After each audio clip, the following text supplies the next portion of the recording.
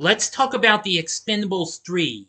Is it really that bad after it's been almost a decade since it came out despite the PG-13 rating? Well, yes and no. I'm going to try and bring this film to justice. Good old fashioned Big D justice, that is. Here's my review of the Expendables 3 right now.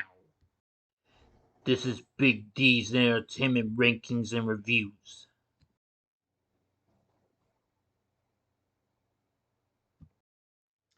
So, greetings, my fellow YouTubers, and welcome to Big D's Entertainment Rankings and Reviews. My name is Doyle, better known to you as the Big D, and this time around I bring to you a review of the 2014 action flick The Expendables 3, released by Lionsgate along with Millennium Films, directed by Patrick Hughes, written by Creighton Rothenberger, Katrin Benedict, and Sylvester Stallone himself, who once again returns in this, along with an even bigger ensemble cast of largely action stars, including Jason Statham, Jet Li, Dolph Lundgren, Terry Crews, Randy Couture, and Arnold Schwarzenegger, plus some new additions, including Antonio Banderas, Wesley Snipes, Kelsey Grammer, Kellan Lutz, Ronda Rousey, Glen Powell, Victor Ortiz, Harrison Ford, and Mel Gibson. The film was released in August of 2014,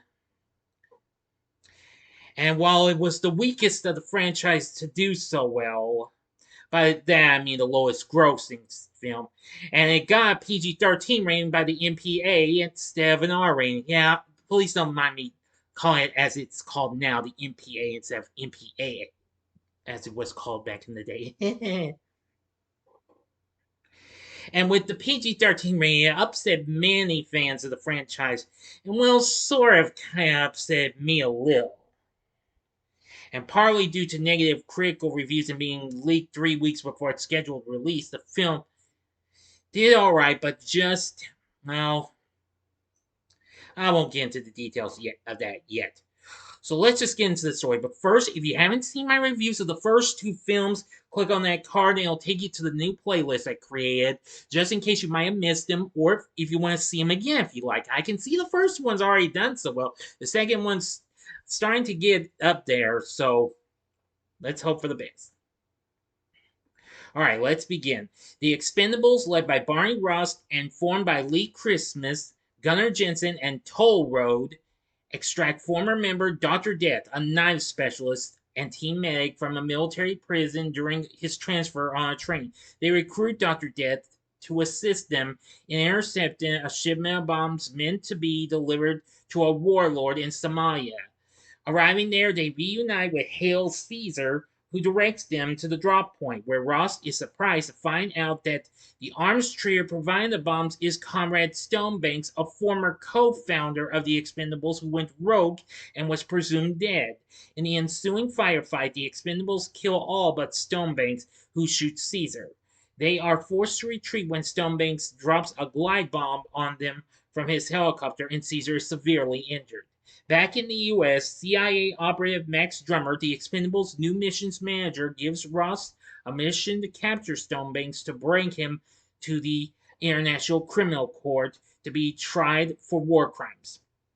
Blaming himself for Caesar's injuries, Ross disbands the Expendables and leaves for Vegas, where he enlists retired mercenary turned recruiter Bonaparte to help him find a new team of younger mercenaries. The recruits include former U.S. Marine John Smiley, nightclub bouncer Luna, computer expert Thorne, and weapons expert Mars. Skilled sharpshooter Galgo asks to be included in the team, but Ross turns him down.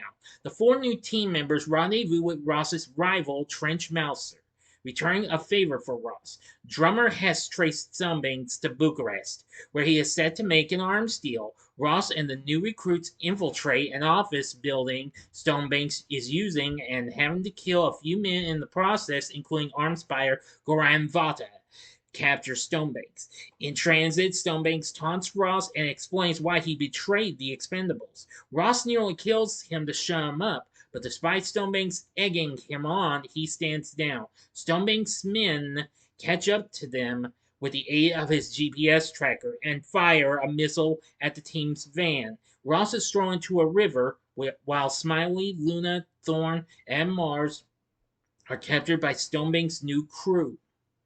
Well, not effectively new crew. I'm sorry, I misread that. His crew. Sorry. Ross kills Stonebank's retrieval team and escapes. Stonebanks sends Ross a VO challenging Ross to come after him and giving him his location in Asmistan. While preparing to leave and mount a rescue alone, Ross is found by Galgo, who offers his services again. Ross accepts, later accompanied by the veteran Expendables. They rescue the young mercenaries, only to learn from Stonebanks that he has rigged the place with explosives, with only 45 seconds left for them to explode. As both the young and veteran Expendables fight one another, Ross convinces them to work together to take down Stonebanks. Now for the ending. You know the procedure. 5 seconds to stop this video. Go to the description box below. Fast forward to the time below as I'm counting down. If you've seen the movie already, please continue. Okay, you've been warned. As the final battle begins, Storm uses a jammer device to delay the countdown, giving them just under half an hour before detonation. Stonebanks orders the Asmistan army to attack the building with full force, including tanks and attack helicopters. Drummer and Trench arrive at a helicopter to help, alongside returning Expendables member Yin Yang. The new and veteran members of the Expendables work together to kill Stonebanks' men. When a second wave moves in, Drummer lands on the building to evacuate the team. As everyone makes it to Drummer's chopper, Stonebanks personally attacks Ross after shooting him down. Having been forced to remove the armor and his weapon, Ross and Stonebanks engage in hand-to-hand combat. Both are evenly matched, but Ross knocks down Stonebanks before they both reach for their guns. Stonebanks shoots, but Ross gets the better of him. As mercy, Stonebanks questions Ross about delivering him to the International Criminal Court. Ross coldly shoots Stonebanks in response. Seconds after Stonebanks' death, the batteries of Thorne's device run out, causing the building to explode and collapse. The team make it to Drummer's helicopter and flies away to safety, and Ross clings to it from the outside. In the aftermath, Caesar recovers from his wounds, and Ross officially accepts Galgo, Smiley, Luna, Thorne, and Mars into the team. They all celebrate at a bar together. End of story. So what did I think of the Expendables 3? Well, despite its new rating, yeah, I will say it still provided some pretty good action. I just was disappointed that with its PG-13 rating, there would be no bloody bits and what have you, like the other two films. Now, however, they would manage to make up for that with an unrated cut of the film, if I remember correctly.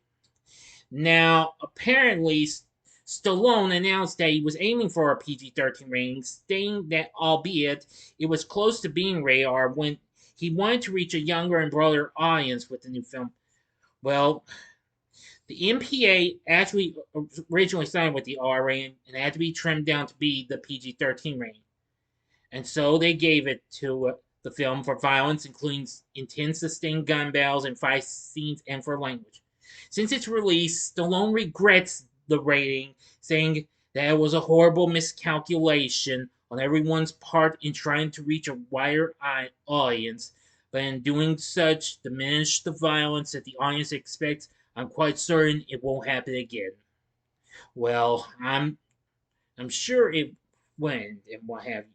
3 weeks ahead of the film premiere, a DVD quality illegal leak was downloaded via file sharing sites.